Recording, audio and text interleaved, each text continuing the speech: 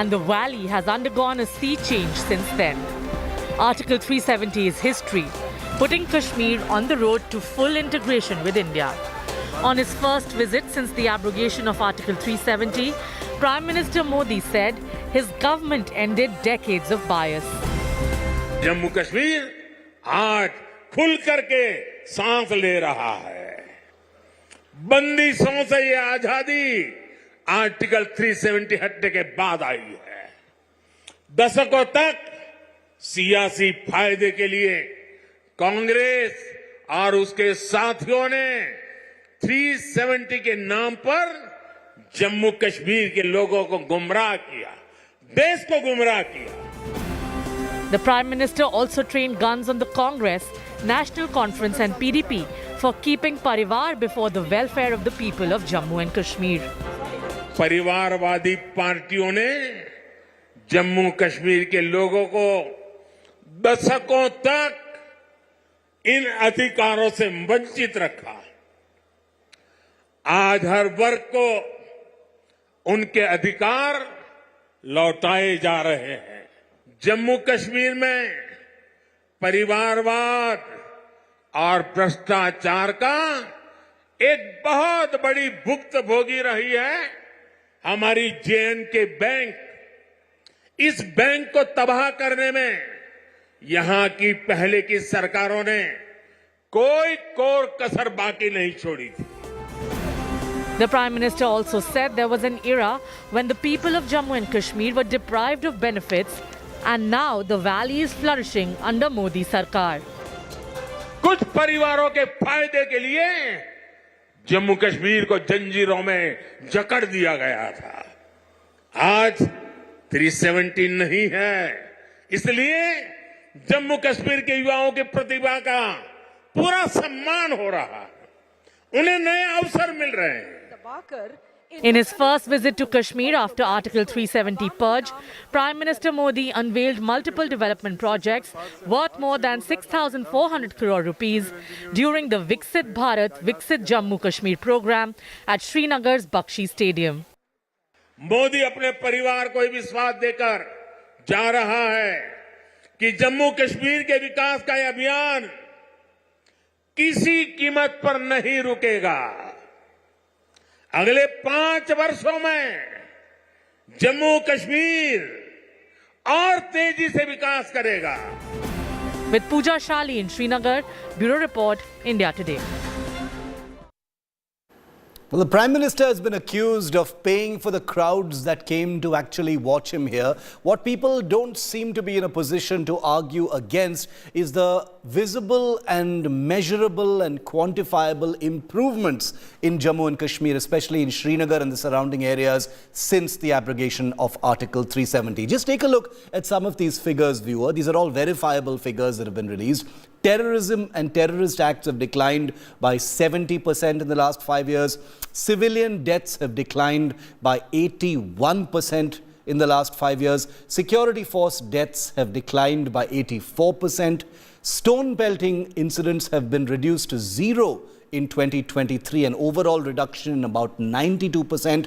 Government recruitment of 34,440 vacancies have been filled in the last 5 years. These are all details and data that have been shared by the Home Minister in Parliament. Now, the Prime Minister's Srinagar visit was high on sentiment and symbolism. Of course, you heard all those political barbs, but since the abrogation of Article 370, Naya Kashmir has seen a visible turnaround from strife to the first baby steps towards development. Not everything is okay. There's a long road ahead, but from terror to tourism, a bridge has been crossed. From Parivarvad parties to Vikas as well. Prime Minister paid homage to the majestic and revered Shankaracharya Hill just as he landed in Srinagar. These were those viral images that he shared exploring the breathtaking beauty of Jammu and Kashmir's capital, amidst the promise of a revitalized Jammu and Kashmir. In a tribute to diversity, the Prime Minister gave out warm wishes for the upcoming Ramzan and Shivratri. It was a jubilant reception for the Prime Minister in the Kashmir Valley. From young to old, The visit has sparked excitement among local Kashmiris, those that the opposition calls paid crowds. Adding a personal touch, the Prime Minister also fulfilled a young local entrepreneur's request for a selfie. There's that selfie. Do we see now? We don't see stone pelting, we don't see mass violence, and I'm glad to see that young boys and girls go to their schools, finish their education in town, which is natural or normal for you and I, was not normal for a Kashmiri child. Hartal, shutdown, encounters, bloodshed. A Kashmiri has seen everything that nobody across the country has seen. And yet, for them to finish that education in peace, that is what touches my heart. And you know, I'm slightly emotional today because I've seen Kashmir change for the better, and it means a lot.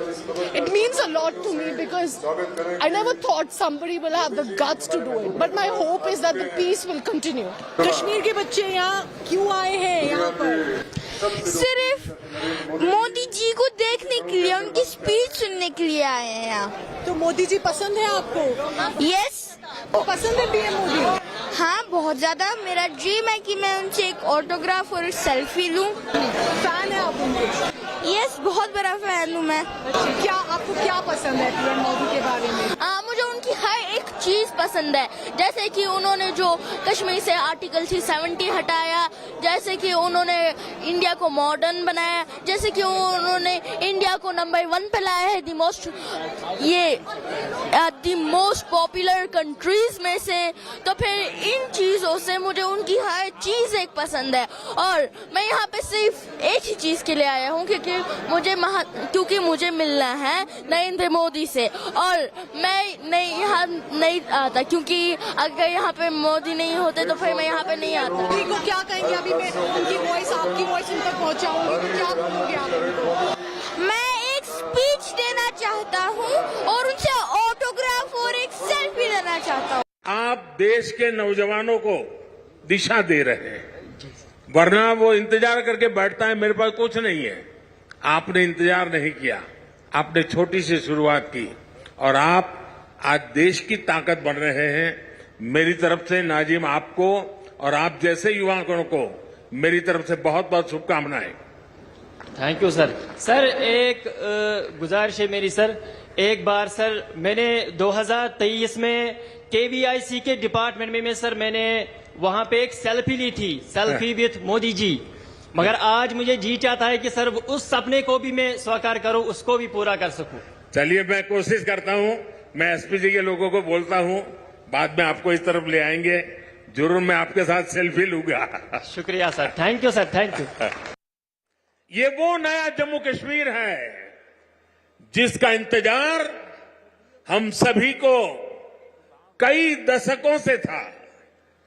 ये वो नया जम्मू कश्मीर है जिसके लिए doctor Shyama Prasad Mukherjee ने बलिदान दिया था।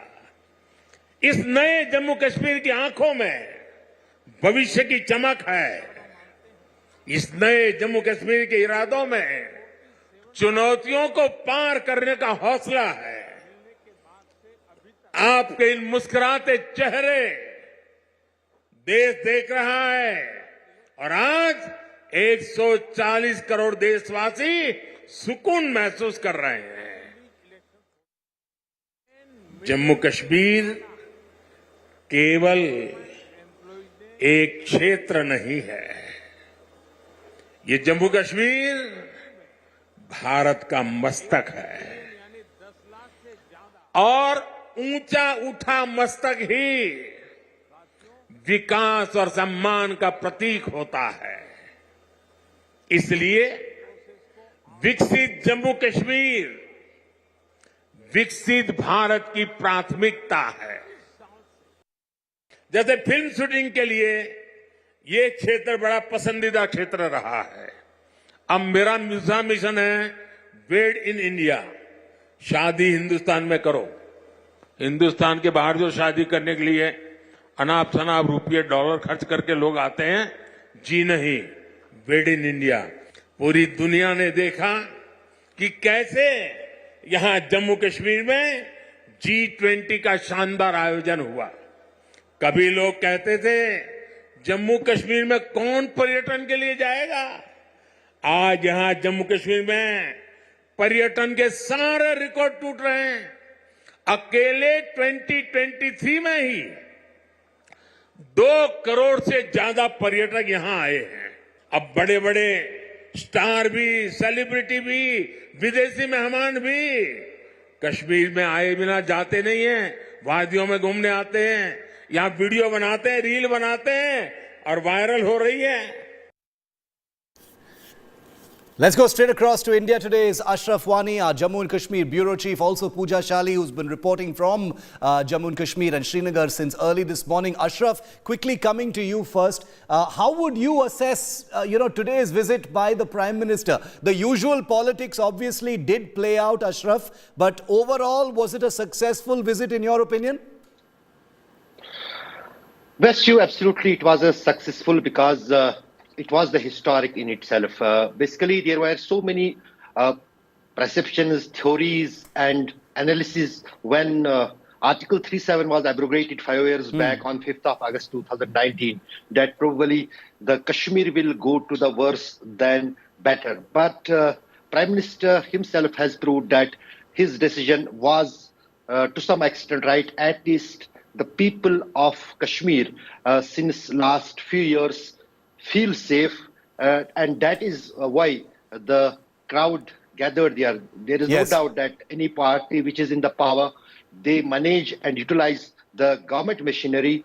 Same was done in this rally. But despite all these odds, there was excitement among the people, what we have seen, to listen Prime Minister and the way he make his speech with the thoughts of the Kashmiri people, that matters a lot. So we can say that it was a successful rally by the Prime Minister, and to some extent he has achieved to win the hearts of the people here in the Kashmir Valley. Okay, very, very interesting to hear that both Ashraf and Pooja were reporting on that big rally by the Prime Minister. Pooja, you've been out and about since last night and early this morning. It means a lot to you as well. We saw that moment when you got a little emotional this morning. Very understandable, since you're reporting from, from Kashmir. But, you've been interacting with the residents, the citizenry since this morning. We've heard all the politics about paid crowds and things like that. But what's it been like? What's the mood? What's the sentiment, which can't be faked?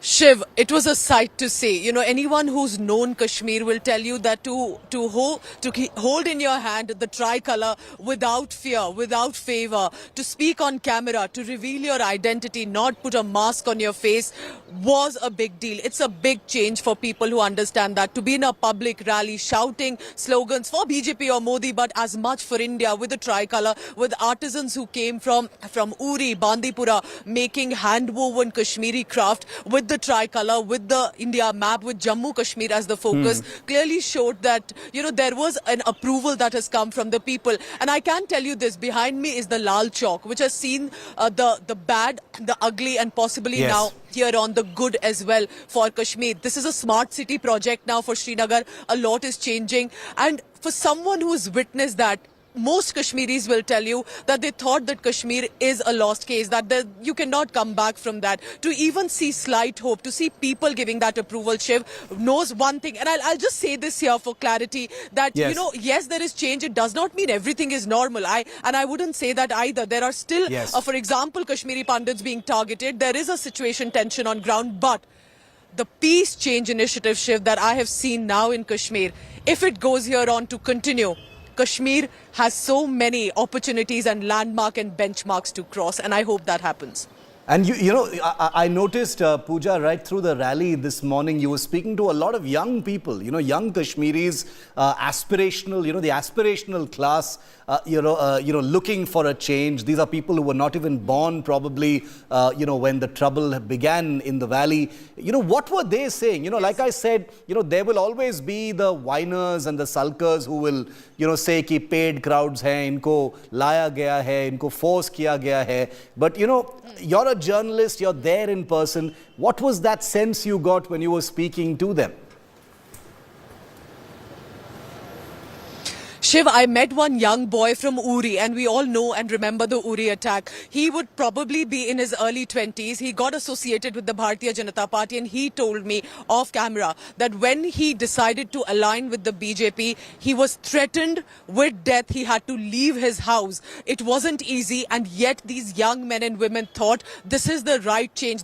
And the older generation said that we have given the chance to the National Conference and the PDP, but over the years they did realize that it was not helping the situation at all. It was not helping anybody's life, probably but their own as politicians. And that is why many of them, Shiv, today may have been flaunting on camera, but they have gone through a rigorous process of facing threats, overcoming that, standing by their belief that this new party, this new leader means change. And what we see today is a joint approval. It will take time. It will take time, perhaps next 5 to 10 years. And very interestingly, Prime Minister said that, Shiv. Prime Minister said that I want to win your hearts. I will continue to work for it. And for the next 5 years, I assure you there will be more growth in Kashmir. So he knew likely not to only boast about the changes in Kashmir, but also to tell him there is much more that we are planning for the Kashmir Valley. So that's a good question that you asked, because many of these youngsters and even the older generation took a lot of risks to take this chance, give that trust to BJP and Prime Minister Modi.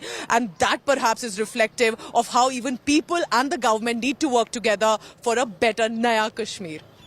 Very much enjoyed your reporting from there, Pooja. And don't miss, viewers, that Pooja will be reporting and anchoring, in fact, from the Dal Lake. Her India First special episode goes on air live from the Dal Lake at 10 p.m. today. So don't miss that. All of their reports will be there to give you the day's proceedings. Viewer, barely had Narendra Modi landed in Srinagar this morning that the chorus of political sulkers began their taunts and laments, accusing the Prime Minister of flaunting paid crowds at Srinagar's Bakshi Stadium and that there was nothing organic about this crowd. This was all stage managed and none of it reflected the reality of Naya Kashmir. Sab propaganda hai. Viewer, you and I have a frank relationship, right? You listen to me because I don't give you any BS. I tell it to you straight and honestly. Accusing any politician or political party of paying for crowds is a lazy allegation. It's about as dumb a political attack as you can probably make, given that all political parties, no exceptions, do pay for crowds at some point or the other. It's honestly not something that even raises eyebrows. But the point I'm making is a little different here. It's not about crowds. I'm talking about this entire Sena of sulkers making these allegations at a time like this. These are the same people, viewer, who wouldn't dare to, suggest that stone pelters, including minors and young children, have been pressured or paid to pick up rocks and fling them at security forces. Are they saying that stone pelting is entirely organic? The Kashmir issue is a complex one with no blacks or whites, believe me.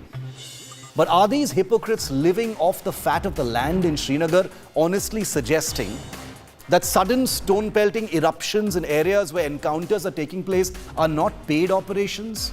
But that's only the tip of what is an entire mountain of hypocrisy.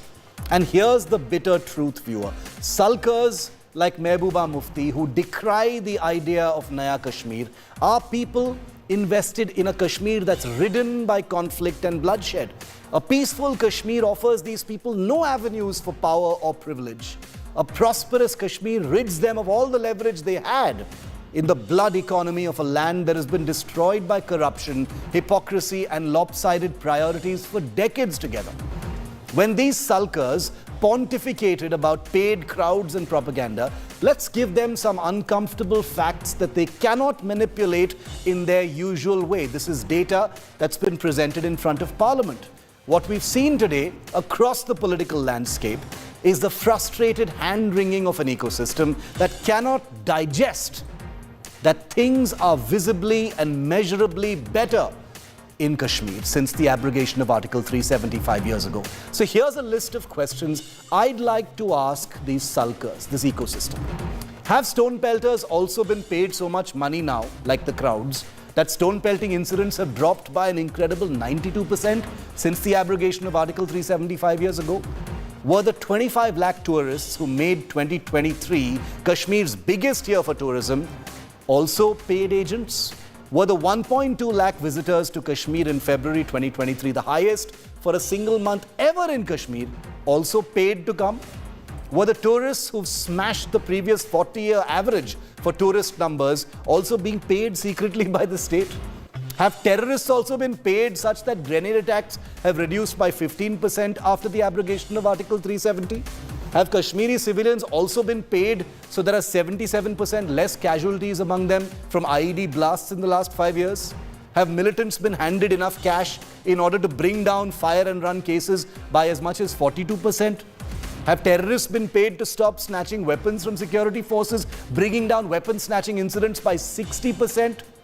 Have Lashkar-e-Taiba and Jaish-e-Mohammed also been paid money such that terror encounters have decreased by 32% in the last 5 years?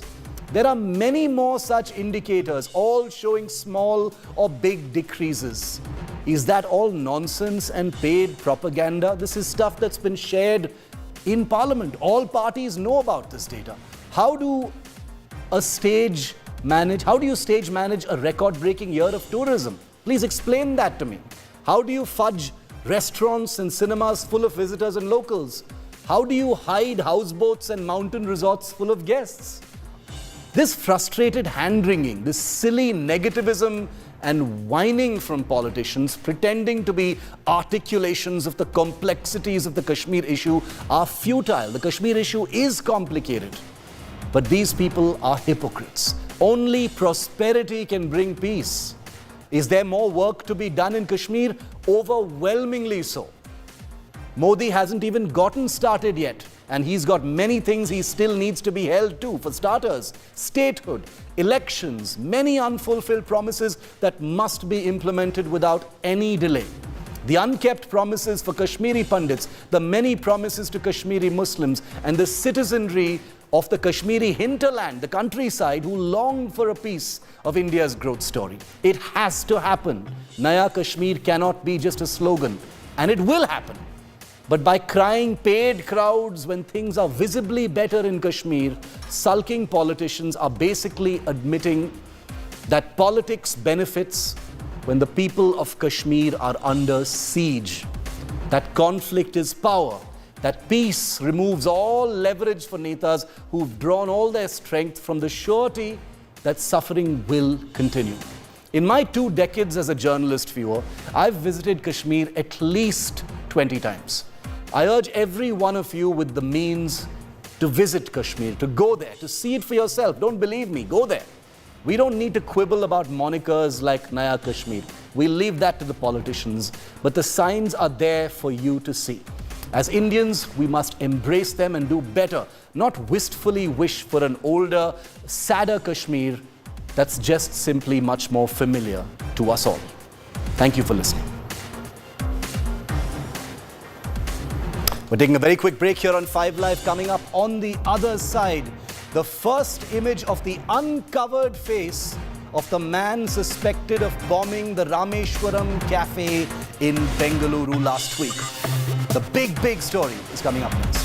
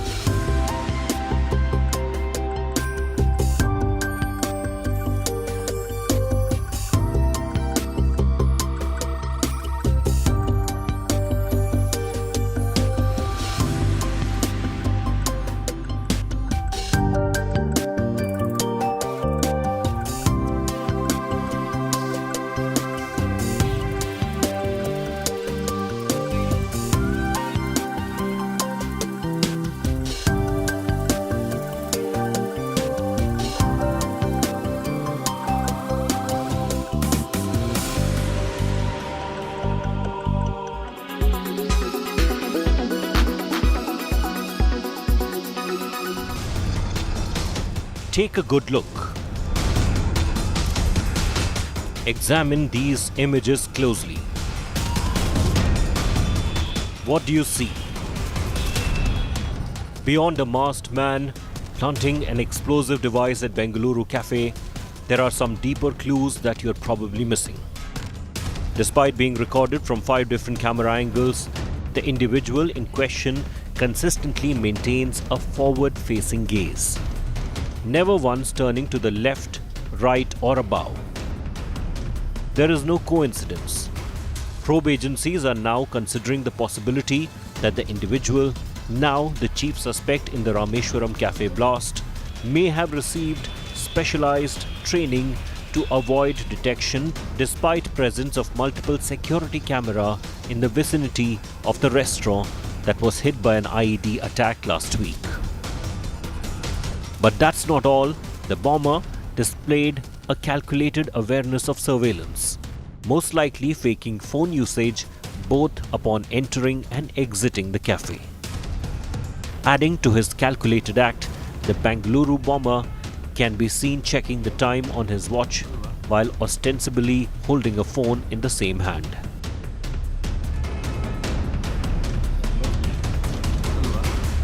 Arriving via a passenger bus, he lingers at the bus stop for some time before proceeding to his target, Rameshwaram Cafe in Bengaluru's Whitefield.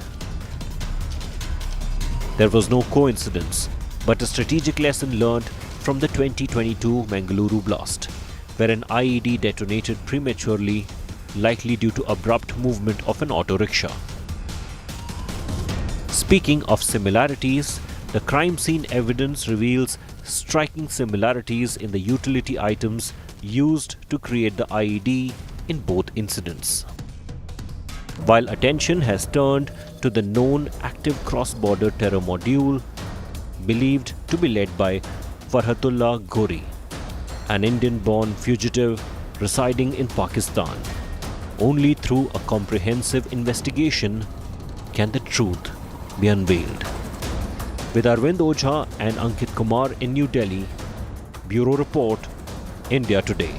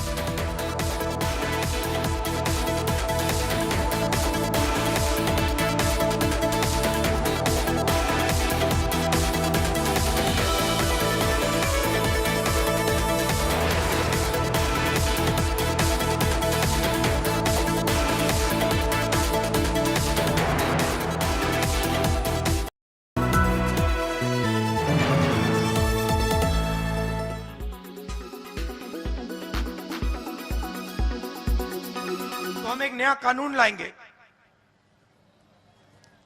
Paper leak के खिलाफ एक कानून, जिसमें हम exam दिलवाने का तरीका standardise कर देंगे कि एग्जाम होगा तो ये जो आउटसोर्सिंग होती है, प्राइवेट कंपनियों को पकड़ा दिया जाता है, ये आउटसोर्सिंग नहीं होगी। एग्जाम सरकारी संस्था करेगी और इस प्रकार से करेगी, और अगर इस प्रकार से नहीं किया और अगर पेपर लीक हो गया तो फिर कानूनी कार्रवाई ऐसी होगी कि दूसरी बार नहीं होने वाला है। पहली बार हिंदुस्तान में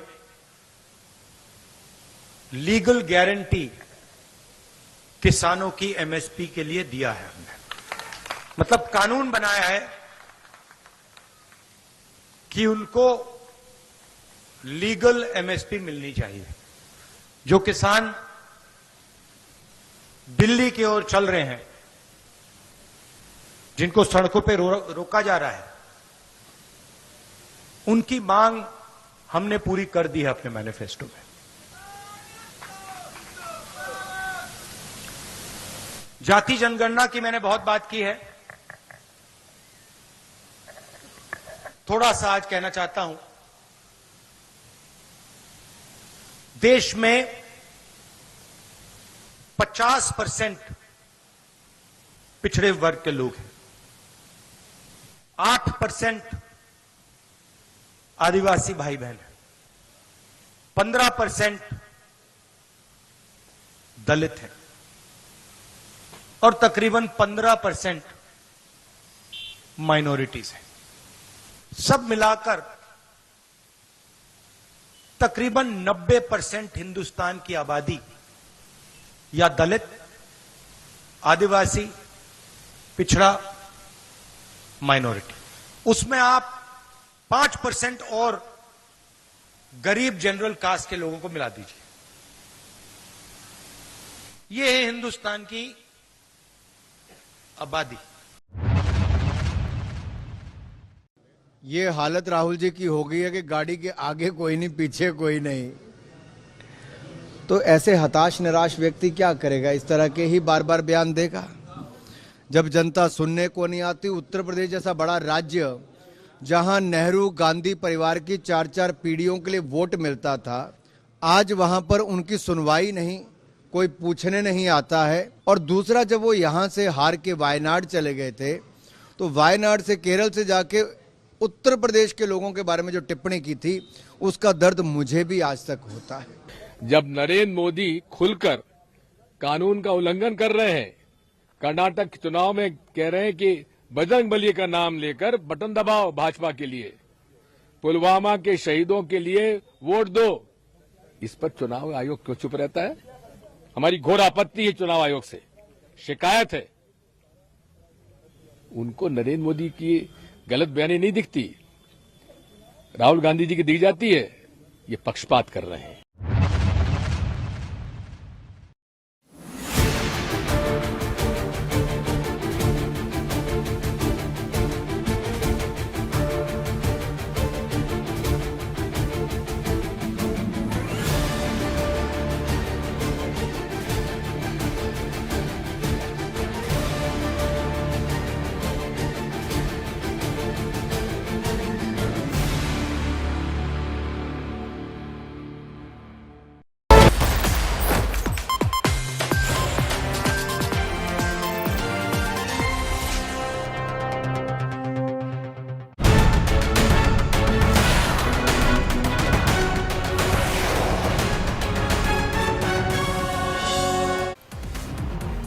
Tomorrow will be 1 week since the bombing of the Rameshwaram cafe in which 10 people were seriously injured. Nobody was dead, but not a single arrest has been made so far. And the picture you're looking at right now is a picture of the man believed to be the one who planted that explosive device inside the Rameshwaram cafe. This is the first image of him, viewer, without his cap and mask. We've been reporting to you here on India Today how everything that he did once he walked towards the restaurant seemed to suggest that he was a professional. He was wearing a cap, he was wearing a COVID mask, he wasn't looking up or sideways in order to evade CCTV cameras from identification. But this image is of him on a bus traveling towards the Rameshwaram cafe. So that's the reason why investigators and the NIA now have their first picture of this individual without his cap and mask. We don't have his name. We don't know if the investigators have his name, but they are tracking him. And he's been moving beyond Bengaluru and Karnataka's borders. Take a look at this latest report by our Karnataka Bureau. The face of terror. The suspected Bengaluru cafe bomber. Unmasked first on India Today. The suspected terrorist planted an IED in Bengaluru's Rameshwaram cafe, triggering a huge blast which injured 10 people. The suspect can be seen without a mask or hat traveling in a bus. India Today has decoded the movement of the accused, who has possibly fled towards Bhatkal, notorious for its terror links. On March 5th, the accused was seen in Karnataka's Tumkuru with a mask and a cap. On March 6th, the accused took a bus to Karnataka's Gokarna from Andhra's Mantralaya. On March 7th, the accused can be seen getting off from the bus in Bhatkal before disappearing. The NIA has also intensified its probe. NIA officials visited Ballari to question terror suspects who were arrested in Ballari and Bengaluru in December, as it suspects a link to the cafe blast. India Today has learned from its sources that NIA is collecting information using CCTV. It will analyze CCTV videos using artificial intelligence to identify other accused. The same technology was used to identify Khalistani attackers who targeted Indian missions abroad. Sources have also told India Today that half a dozen suspects are on NIA radar, and photos of the second accused will be released soon. Karnataka Home Minister has said that probe agencies have got some vital clues.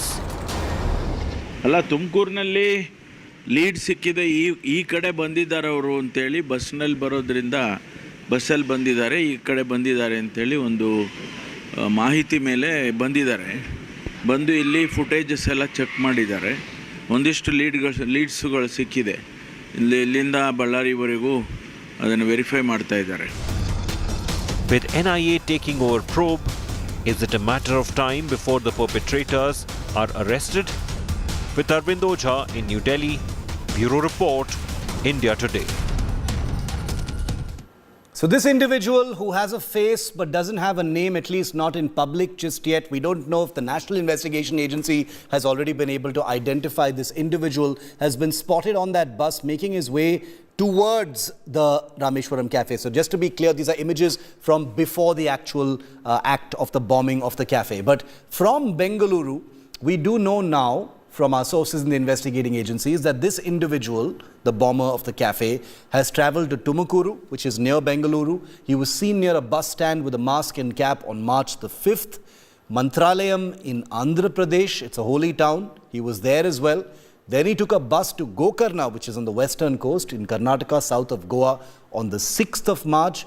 And finally, Bhatkal in Karnataka, where he was seen getting off from a bus on March the 7th. So from Tumkuru into Andhra Pradesh and then back into Karnataka from Gokarna to finally the city of Bhatkal, which is on the coast, the Konkan coast of Karnataka. Joining me live now are Arvind Ojha, a crime bureau chief who's been reporting from Bengaluru, getting us many different layers of this unfolding story. Sagai Raj, who was among the first journalists on site reporting on this big story. Sagai, I quickly want to come to you first. The tracking of this individual who doesn't have a name just yet, but finally we can see his face clearly, or rather clearer than before. Travelling between Bengaluru, Tumkuru, Mantralaya in Andhra Pradesh, then to Gokarna, then to Bhatkal.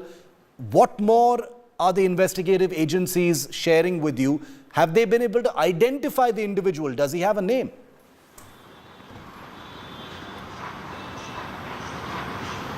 The investigating agency have not identified this particular accused and they don't have the name. And that is one of the reasons that they are trying to find out the network of this particular accused. So they have raided Parapanagrahara prison, they have raided other prisons where they are trying to find out whether the previous terror accused, including Sharik, Maz Munir, T. Nazir and others who have been arrested, have any kind of relationship with this terror accused in Rameshwaram cafe.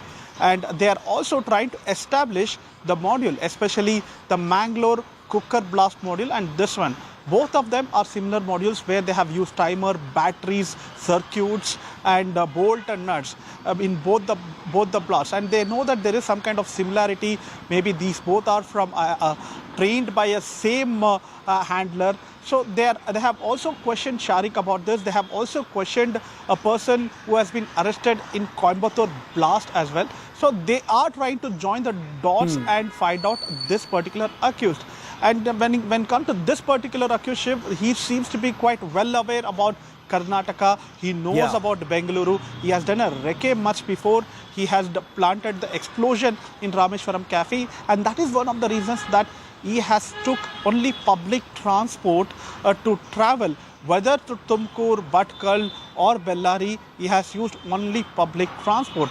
And even if you notice that when after planting the explosion in Rameshwaram Cafe, he did not use footpath, he did not use pavement. He just walked on the main road so that he can avoid the CCTV cameras which is there on the shops on the footpath.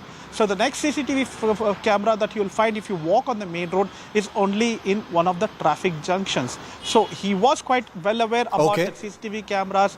He was quite well aware about the roads of Bengaluru, and that is the reason he has chosen public transport as well as the main road after the explosion. So it's incredible that this individual has been tracked across at least 5 locations, across 5 cities, but we still don't know if he's been identified. He certainly hasn't been arrested yet. Arvind Oja's report here on India Today yesterday has been viewed by millions of viewers about the, not only the kind of professional training this man appears to have used, but also possibly an international connection to this entire bombing. Arvind, वो जो international connection के बारे में जो हम बात कर रहे थे, पाकिस्तान या किसी और जगह से कुछ मॉड्यूल का कनेक्शन जो है, उसमें कुछ डेवलपमेंट हुआ है क्या इन्वेस्टिगेशंस के एंगल से? नहीं, बिल्कुल। देखिए, सबसे पहला डेवलपमेंट अगर बताएं शू, तो अब जो अक्यूज्ड है उसको आइडेंटिफाई करना बहुत मुश्किल नहीं होगा एजेंसीज के लिए, क्योंकि लगातार सीसीटीवी की जो रूट मैपिंग की गई उसके जरिए जो अक्यूज्ड है वो बेंगलोर के बाद जहां जहां पर गया और जो भटकल जहां पर उतरा वहां तक की उसकी लोकेशन ट्रैक की गई। बेल्लारी में उसका सीसीटीवी फुटेज मिला है। तो जो सोर्सेस हैं वो बताते हैं कि अब अक्यूज्ड को एटलीस्ट अरेस्ट करना का नहीं कह सकते, लेकिन उसको आइडेंटिफाई करना अब बहुत आसान हो गया, क्योंकि बहुत से जगह पर उसको उसके फुटप्रिंट मिले हैं। अब जहां तक बात की जाए उसके इंटरनेशनल कनेक्शन की, जब अक्यूज्ड अरेस्ट होगा तभी डिस्क्लोज होगा। लेकिन हाल फिलहाल में कर्नाटका में जिस तरह का टेरर मॉड्यूल डेवलप हुआ है, चाहे सगय राज बता रहे थे एलईटी मॉड्यूल की अगर बात करें, जो जेल से बकायदा जो टी नासिर एलईटी का अक्यूज्ड है जिसने रेडिकलाइज किया, या फिर मंगलुरु ब्लास्ट की बात की जाए, जो शारिक है उसको भी जेल में, नागपुर की जेल में बंद एक अक्यूज्ड है अफसर पाशा, उसने रेडिकलाइज किया। तो ये सभी जो अक्यूज्ड है कहीं ना कहीं इंटरनेशनली जुड़े हुए। नंबर 1। नंबर 2, बेंगलोर में एलईटी मॉड्यूल की बात की जाए तो 2 उसमें जो अक्यूज्ड वो वांटेड चल रहे हैं, जिसमें एक का नाम सलमान है, जो दूसरा अक्यूज्ड है उसका नाम जुनैद है। दोनों के बारे में जानकारी मिली है कि वो बेंगलोर से एब्सकॉन्डिंग है, और इंडिया टुडे को जो एक्सक्लूसिव जानकारी मिली है उसके मुताबिक पहले वो दुबई में थे, उसके बाद वो अजरबैजान में है। तो अगर बेंगलुरु और कर्नाटका के ये मॉड्यूल के लोग बाहर बैठकर फंडिंग कर रहे हैं, तो इस वजह से एजेंसीज का मानना है कि हाल फिलहाल में जो टेरर मॉड्यूल एक्टिव हुए हैं, चाहे फौरतुल्ला गोरी जो पाकिस्तान में मौजूद है, उसके भी स्लीपर सेल साउथ इंडिया में काफी ज्यादा एक्टिव है। इसलिए एजेंसी मानती है कि ये जो पर्टिकुलर ब्लास्ट हुआ है ये एक ट्रेंड पर्सन है, जिसको ये पूरा बताया कि कैसे आपको सीसीटीवी में कैप्चर नहीं होना है, ब्लास्ट कैसे करना है, ब्लास्ट के बाद क्या करना है। ये सारे जो एक्ट हैं वो कम से कम सेल्फ रेडिकलाइज कोई अक्यूज्ड है उसके तो नहीं लगते हैं। ऐसा लगता है एजेंसीज को कि जल्दी ये जो अक्यूज्ड है वो एटलीस्ट आइडेंटिफाई हो जाएगा कि अक्यूज्ड पर्टिकुलरली कौन है, कहाँ रहता है। लास्ट लोकेशन इसकी भटकल में मिली है। Okay, Arvind and Sagai, thank you very much for joining us. Now let's just go straight to that story that Arvind had given us yesterday about how this man has been so sharply trained to avoid detection so far. Take a look at this report.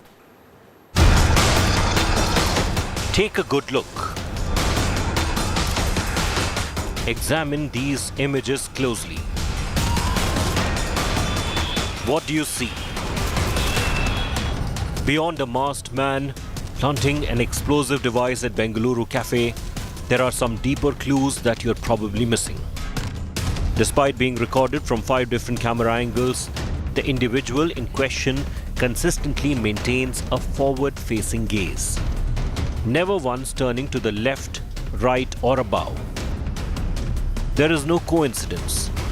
Probe agencies are now considering the possibility that the individual, now the chief suspect in the Rameshwaram cafe blast, may have received specialized training to avoid detection despite presence of multiple security camera in the vicinity of the restaurant that was hit by an IED attack last week.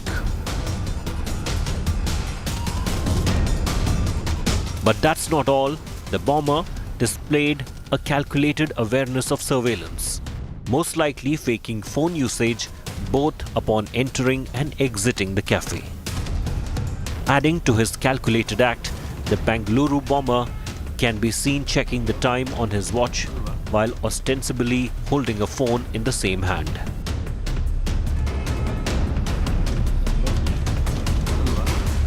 Arriving via a passenger bus, he lingers at the bus stop for some time before proceeding to his target, Rameshwaram Cafe in Bengaluru's Whitefield.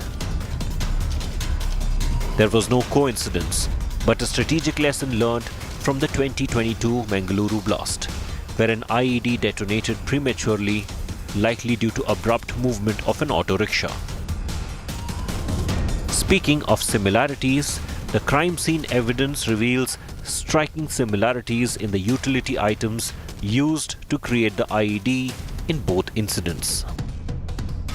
Bangalore में साल 2014 में church gate के पास भी एक cafe के पास धमाका हुआ था। जो खुफिया एजेंसी के लोग हैं वो ये कहते हैं कि ऐसा लगता है कि 2014 में जो चर्च गेट के पास धमाका हुआ था, काफी कुछ इस रामेश्वर कैफे के बाहर जो आईईडी ब्लास्ट हुआ, काफी कुछ उसमें समानता है। Make no mistake, the IED was meticulously planted with the intent to cause harm. Despite the extensive CCTV coverage in the city, the individual responsible for this act of terror remains at large. These factors have prompted probe and intelligence agencies to strongly consider the involvement of a proficient terror module, possibly operating from beyond India's borders.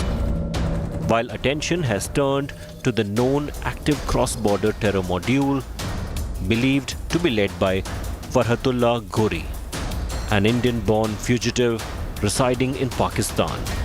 Only through a comprehensive investigation can the truth be unveiled. With Arvind Ojha and Ankit Kumar in New Delhi, Bureau Report, India Today. And 6 p.m. Prime with Akshita Nandagopal comes up next. Chandrababu Naidu and Pavan Kalyan are expected to meet the BJP top brass in Delhi today. It looks like the NDA is about to get a ghar wapsi by the TDP chief and his new superstar partner. The road to 2024 is heating up. Akshita with the big story next.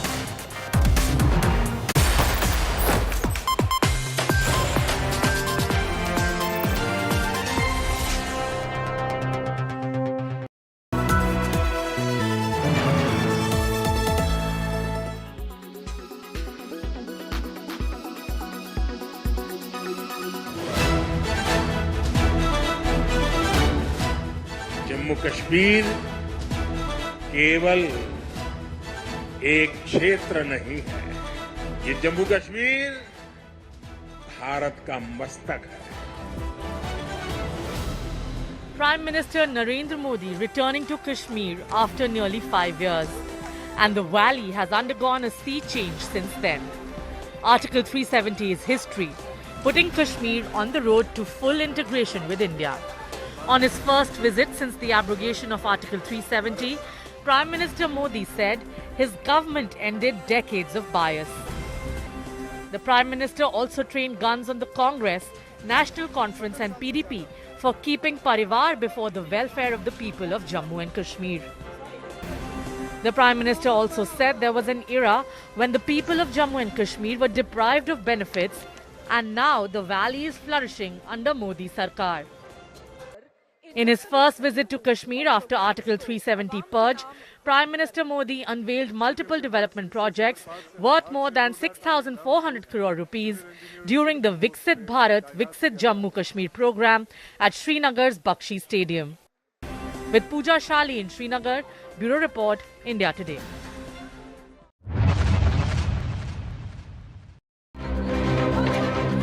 Six days after the arrest of TMC strongman Sheikh Shahjahan, accused of sexual harassment and land grabs in Sandesh Khali, Prime Minister Narendra Modi met the victims on Wednesday.